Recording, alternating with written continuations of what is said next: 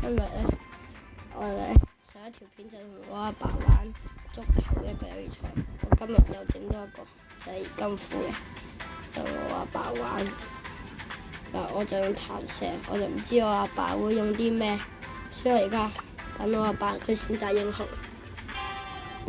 好，我阿爸今年準備而家開戰。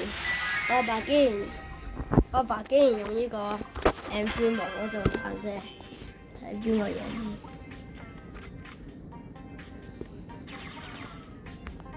而家我用最快速度打爛晒啲東西，我就可以最快速度打死我阿爸，跟住再去打嗰個金庫。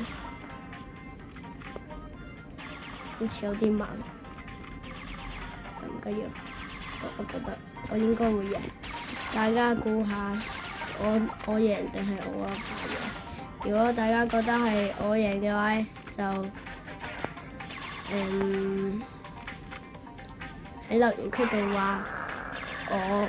但係如果即係寫我呢隻字啦，但係如果覺得係我阿爸贏嘅話，就大家可以喺留言區度打話你就係我阿爸。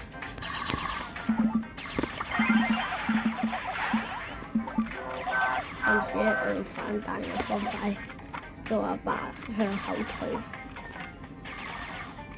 狂咁反彈。佢想向前退就可以後退，跟住狂上去。我而家有帶幾日，儲到帶幾隻，一定要單住冇搶。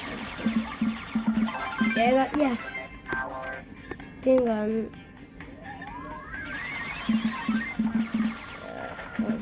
？Yes！ 打好多，我阿爸有帶住我要死啊！輸啊 ！Oh no！Oh no！佢竟然走，佢走咁我繼續打，我打啲死。你啊彈射最勁嘅，企喺度開6記，3、2、1。Yes！ 我阿爸喺度笑，佢見到有個路好長，我而家贏定啦！耶！我覺得呢個影片嘅時候有啲無聊，而家 cut 一 cut，等最後嘅時候之後俾大家睇下。好，而家打到最後啦，我開大機，3、2、1，大家準備完機！